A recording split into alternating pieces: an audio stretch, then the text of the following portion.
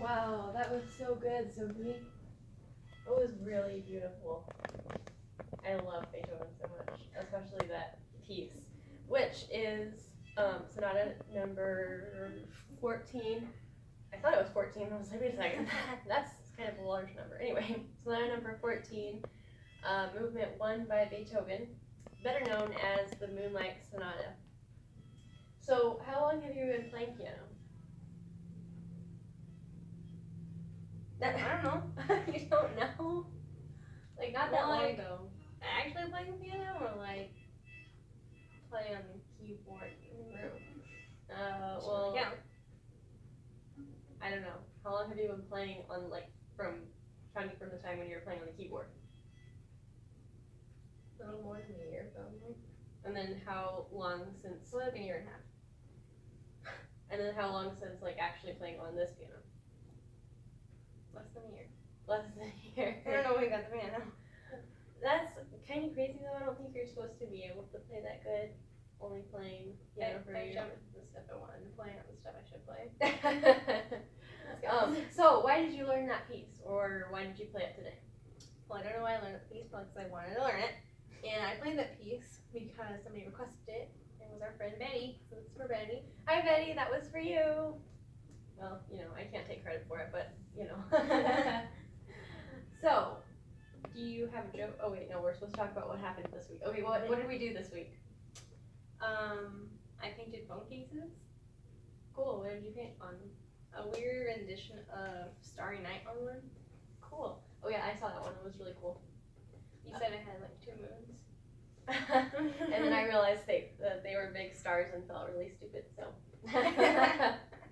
What about you? I got to do some letter writing this week, and that was really nice. It's kind of fun to do Zoom meetings with our friends, like to letter write together.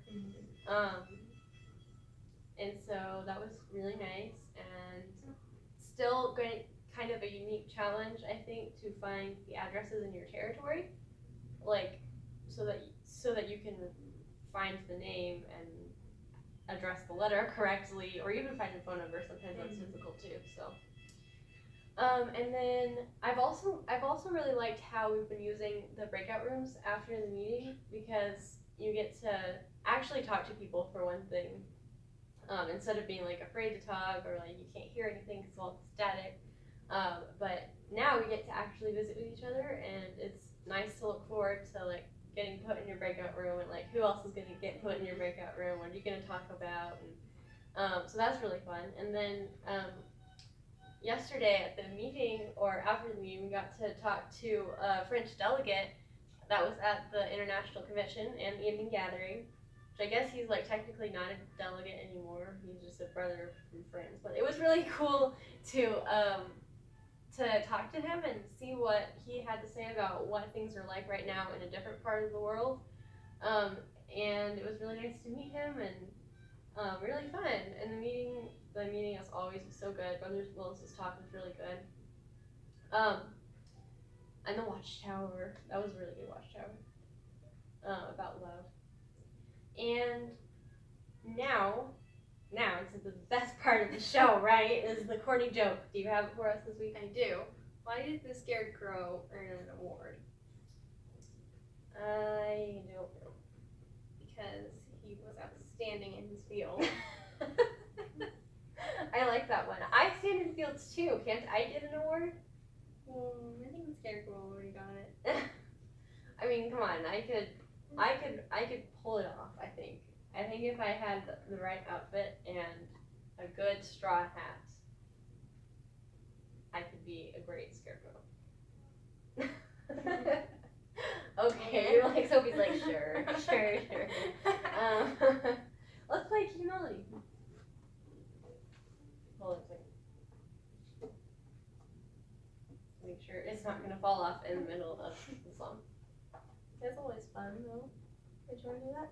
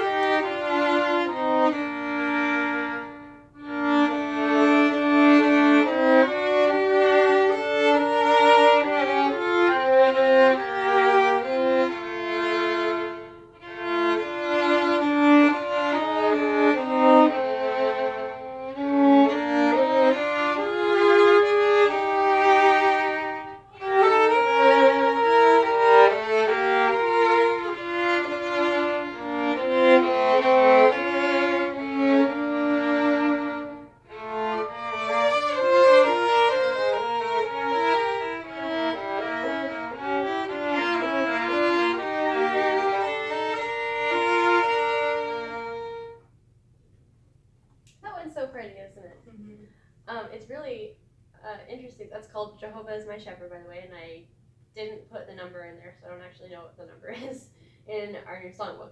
But it's interesting to listen to the recording of it from the old songbook, because JW Library still has some of the old recordings, and I think they've like completely changed the words. I kind of want to go like compare, and it would be really interesting to know like the thought process behind why they changed it so much. I could be wrong. Maybe they didn't change it that much, but when I listened to it, I was like, I don't recognize those words. So Jehovah's my shepherd, and that's the title. And we hope you enjoyed that. I got to arrange that, and I actually used some notating software, so it's actually looks like really nice. Usually, like I write it out by hand, and which is a lot of work. And then Sophie actually showed me, like she taught me how to use the MuseScore, which like makes it look like actual music. So it looks like all professional and nice and neat, and you can actually read it. So that's good. Let's do recommendations. I recommend that you read John 15:22, which I think was Jesus was talking about. When did you read it? Yeah, okay. Let's read it. If I had not come and spoken to them, they would have no sin, but now they have no excuse for their sin. So it really highlights how important our preaching work is, I think. Jehovah won't punish those who didn't have the opportunity to get the truth. Yeah, there's going to be a lot of people through history that, some people through history that are going to be resurrected that didn't have the chance. And I think it's nice and really loving of Jehovah that he's not going to hold them responsible for the fact they didn't hear it. But we also want to try to reach as many people as possible, because Jehovah wants everybody to hear the good news. I recommend that you listen to Dover Quartet. They play a really good version of Adagio for Strings by Samuel Barber.